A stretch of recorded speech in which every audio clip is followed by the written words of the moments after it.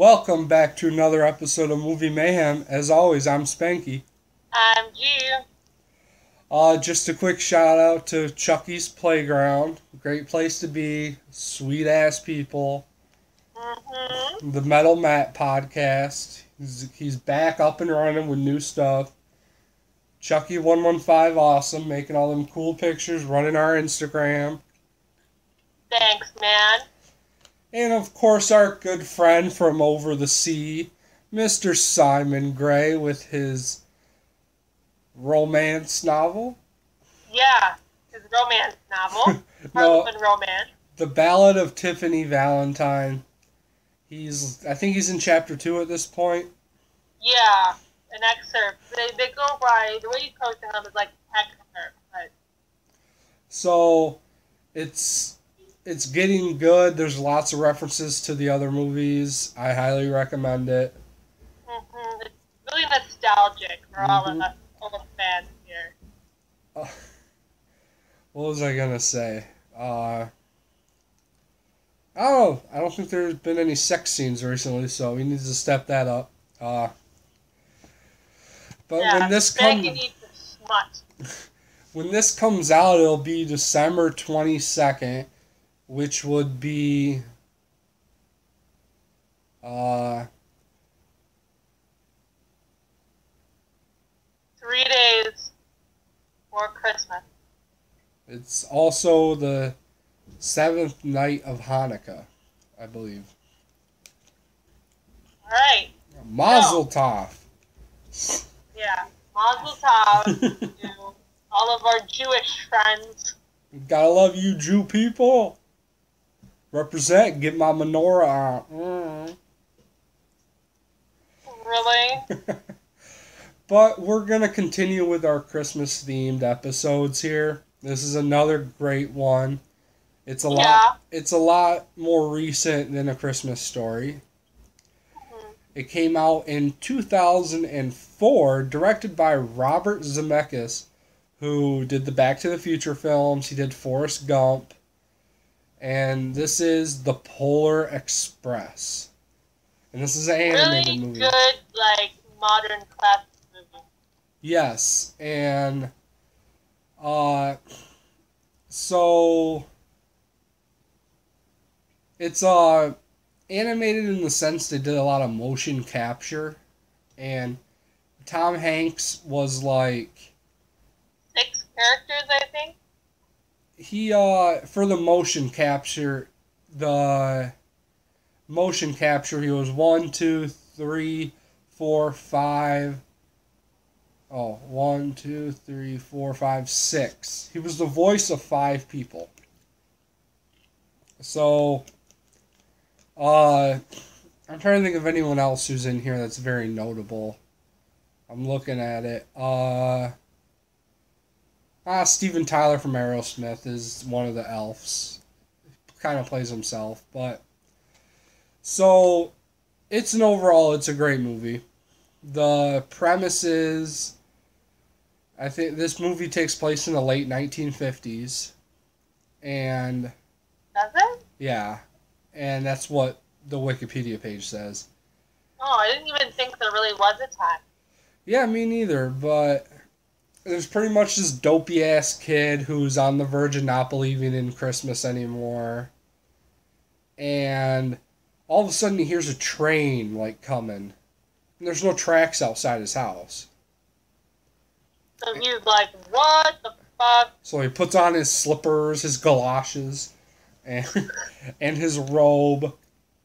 And he goes out and he sees, and it's this big fucking train. Just right outside his door, and fucking the most notable character that looks like Tom Hanks is the conductor. And he comes out and he's like, "Oh, get out the train, boy!" And and it's full of other children. So this starts out kind of like fucking pedophile stuff, right? Some child abductor. It's like that train's gonna go around the corner, and then the conductor's gonna start finger fucking all the kids, like. That doesn't happen. Spoiler alert. Oh, But So, this movie's a fairly simple premise. There's not much going on in terms of, like, an intricate plot. It's pretty much this train, the Polar Express, takes children, and I believe the whole thing is they're, like, the ones who are on the verge of not believing anymore. Yeah, but then there's some, like, the one other supporting, like, kid, I guess, the little girl. Oh, the little black girl? She was always a fan. Yeah, the little black girl. She was a believer in Christmas. Yeah, so it pretty much just picks up all these kids, and it's most of the movie is their ride on the Polar Express. They stop to pick up this one poor fucking kid that, like, runs out of his house. His parents are screaming. Are they? I believe they were fighting. I like to think that his mom was getting abused. Oh my god. I always like to imagine, like, there being a whiskey bottle thrown through the window. And hear, "Get back here, you little shit!" But, so he gets on, he's kind of just some dopey little bitch. And, like, it's kind of the events that go on the train. Like, there's a Hot Cocoa song where Tom Hanks is hot chocolate. What? That one song was like, yeah, we've got it. Yeah. Ooh, you got it. And there's a whole song and dance number. And another one is, like, the kid, at one point he's on top of the train trying to crawl up to the front of the train because the little black girl lost her ticket. Yeah. So Tom Hanks is taking her up front and fucking her up. And, and like, he found her ticket or whatever, and there's, like, a homeless dude on top, voiced by Tom Hanks. And I'm trying to think of what his character really is. It's like, he's not I think he's a spirit.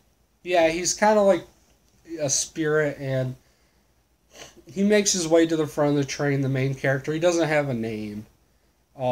Most of these characters don't have names. One of the kids on the train, you'll recognize his voice. He's a very know-it-all, snarky, wise ass, and he's voiced by the same guy who voices Mandark from Dexter's Lab. And he was also the nerdy guy in the movie Grease. Eugene! And so, like, another event that takes place is, like, what is it? They need the two conductors, which one's like a tall, skinny guy, and there was like a short, fat guy. They're pretty stereotypical, like, dummies. They gotta, like, change a light bulb. Is that right? Yeah. And then, they see, like, a light down the tracks. And they need to pull the brake. And it's a bunch of caribou. So there's, like, 1 million caribou. And Tom Hanks is like, "Caribou!" They're in Canada. And then it's, like, pulling on the one conductor's beard. He yelps, and it moves him out of the way. And it's just kind of, like, goofy shit like that fills this whole movie. It's a kid's movie, obviously. There's no, like, titties or anything. God forbid there's no titties. Figure I'd put the disclaimer in there. And, like, another event is they start going faster and faster down this. Now, obviously, this train track and none of this is realistic, like how they were going. Because they're going down a slope that's 179 degrees, so it's almost straight up and down. And they're going out of control. And then they hit this, like, ice patch where you can't see the tracks. And then, like, the train's all sliding around and shit. And then they finally get back on the tracks. And the other thing is, they play the fucking theme song, like, every 5 minutes. Believed by Josh Groban. Yeah. Like, they play the angelic choir. Maggie, why don't you sing for us? We had no choir.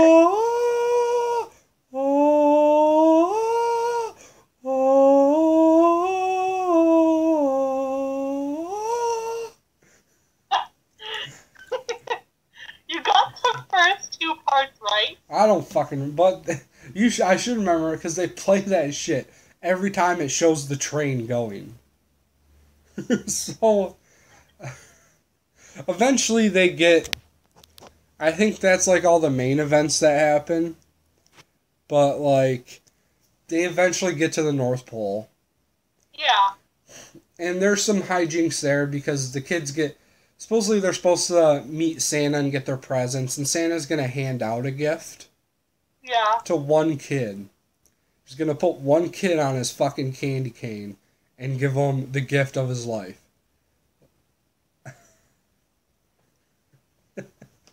As G just sits there expressionless.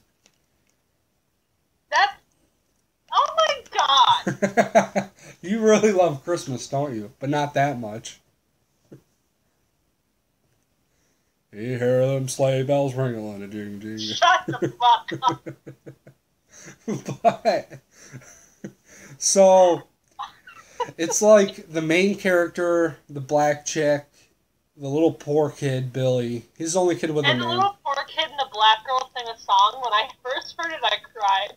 Yeah, because he's just being all poor on the back of the train singing. Because he's never had gifts before. Well, fuck him. Poor. Piece of shit. Get a job. Grandpa He's Joe fucking motherfucker. like 7. Piece of shit. Mow the fucking grass. You get money. Take bottles to the recycling center. You could sell crack. My god.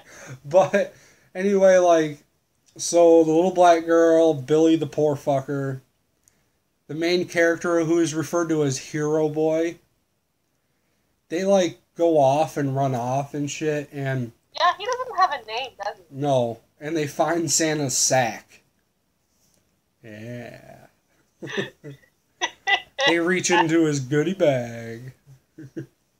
And they want to find their presents, and that's where the know-it-all kid is. He's in there, he's like, I found my presents. He literally sounds like that. And he's like, it was only a pair of socks. Or something like that. And it's kind of some adventures they go on through the North Pole, like on the one car, like speeding through the North Pole. There's like a music scene where all the elves are singing and hauling out shit. And one of the elves, it's supposed to be like the lead singer, Steven Tyler from Aerosmith. And he's singing, what song? Oh my god. Santa Claus is that one? I think it's Santa Claus is coming to town. Yeah, and so it's kind of like that, and all the kids are like, yeah, Santa, yeah, Santa. Them fuckers don't know he's not real. Thank you. The only thing that's real is the Hanukkah monster. Oh my god. He's gonna take a crap in your bed. That's so offensive. That's what? That's so offensive. Have you not seen 8 Crazy Nights? Yes, It's made by Adam have. Sandler. Adam Sandler said it, and he's a Jew, therefore it's not offensive. You're not a Jew. Not that you know of. You're not. Nah. How do you not know? Shut up. What were we talking about? Okay, so they so they get up and Santa's all like, ho ho ho ho. Yeah, that's what he's doing for like 10 minutes. Yeah, he's sitting there coming, sitting there, oh. And Why does this have to be sexual? Why can't we just have a that's fun night movie? that's what Santa calls his dick, the Polar Express. Think about it. Bunch of children, drugged up on hot cocoa, riding the Polar Express. You never pick up on the subtext, do you, G? There's nothing to be picked up on. Alright, whatever. But spoiler alert, kids that go home in the end. Never the same. But, so, like, so Santa gets to pick out, like, one kid to give a gift to personally. So, how, like, detrimental is that to the other kid's self-esteem? Yeah, I know. To be like, Santa picked that fucker. He didn't pick any of the other 6,000 kids. He picked the one asshole motherfucker that was like an asshole. So he picked you when you were a kid. Pretty much. The movie's about me. It's my autobiography. So, of course, he picks up the main boy, hero boy. And gives him a fucking bell. What the fuck is up with this? Some fucking bell. You are not Andrew Dice Clay. Fucking Biden. No, don't even get started on the Biden shit. But anyway, he gives him a bell, and like, it rings. And I can't But remember. there's an importance behind the bell. Because if you can hear it, you believe. Yeah, and that's why the adults, they're like, doesn't work. Yeah, fucking bell. The fuck put this piece of shit under the tree. And, so pretty much it's, he gets a bell, woo! And, I'm trying to think. Like, they all get back on the train and start going home. And they start dropping off the kids. But as they get on, the conductor's punching all their tickets. And when he punched them all in the first place, he punched like 2 letters. Yeah. He punched like B-E on the main kids, L-E on the black chicks, stuff like that. And in the end, he finishes the word. And like for the main boy, it's believe. For... You need... If you just believe... And for, like, the black girl, it's, like, lead. And stuff like that. And they drop off that poor motherfucker Billy at his house. And he goes inside and looks under. You can see him. He gets all excited because he's holding up presents. He's, like, shaking. This is the most ridiculous thing. That dopey motherfucker.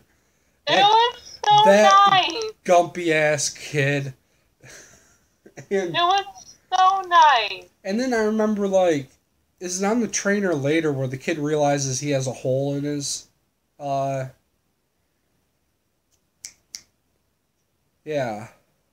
It's on the train, because that's where the ticket flies out.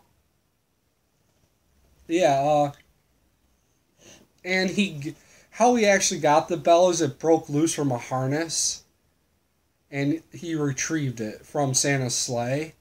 And at first he doesn't hear anything, but he doesn't hear anything when he shakes the bell. Yeah. But when he believes, he hears the sound, and Santa says that's the first, whatever, the first gift. And then, and when he's on the train, the other kids want to see the bell, but then he realizes it, like, fell out of his pocket. And he's all depressed.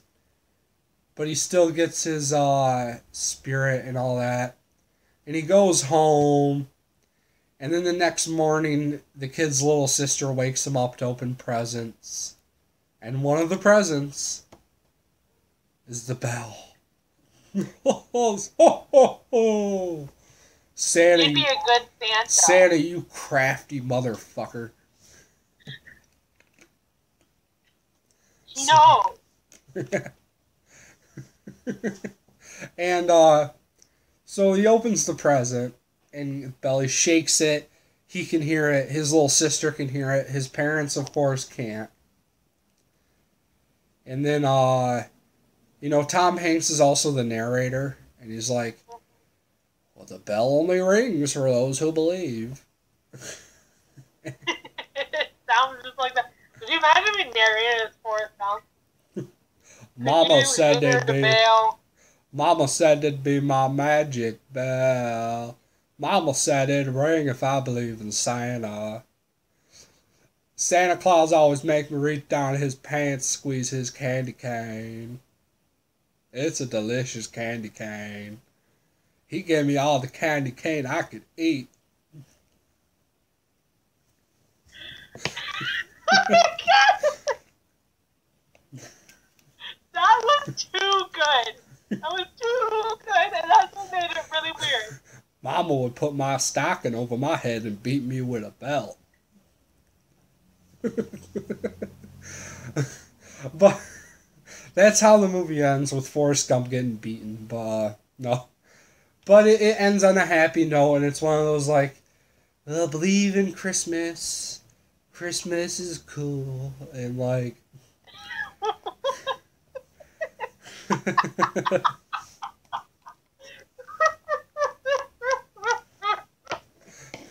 What? Christmas is cool.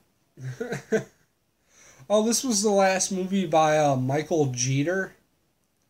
He died. Yeah, we all know who that is. He died the year before the film's release. He was the motion capture for the engineers on the train. He what else was he in that you might know? He was have you ever seen The Green Mile? No. Well, if you have, he's the guy who has the mouse, Mr. Jangles. Have you seen Air Bud? With the dog that plays basketball? I don't like dog movies. Well, he's the owner of the dog in the movie, Jurassic Park 3. Yeah, I've seen that. He's one of the people... He gets killed by the raptors.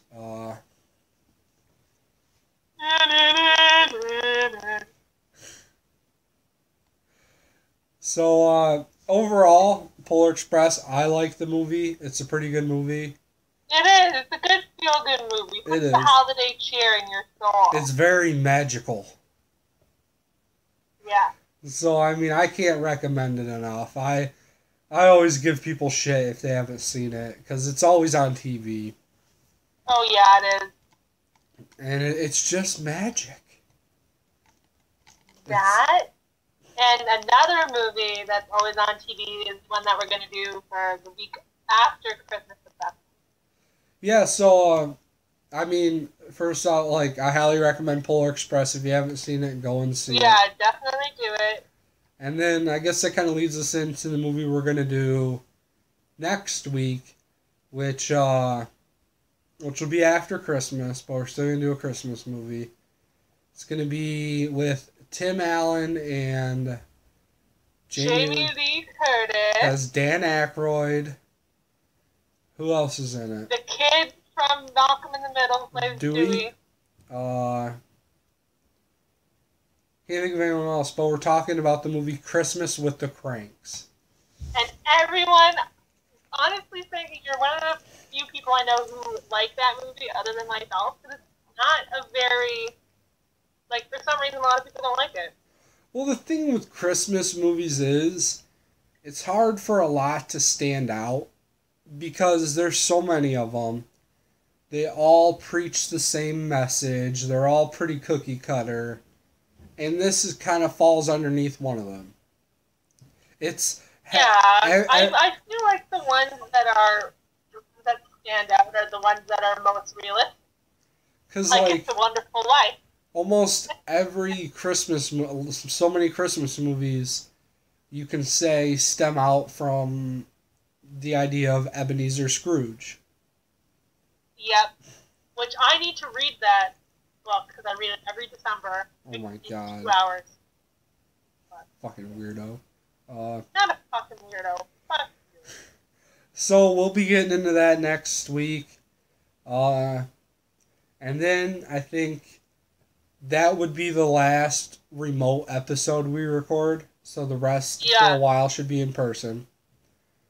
And It'll be after Christmas when you hear the next episode, so we hope y'all have a happy Christmas and a crazy Hanukkah and a fucking spectacular Kwanzaa and what other holidays are there? Those are the main three. If you're a Wiccan, there's Happy Yule. So, as I said, have a happy holidays, and it'll Very be Merry Christmas. I hope you get to eat a lot of food. and Santa's good to you. And if I start going, I'm just gonna cry because I love Christmas. I'm gonna stop. So yeah, thanks for listening. As always, stay classy. Yeah.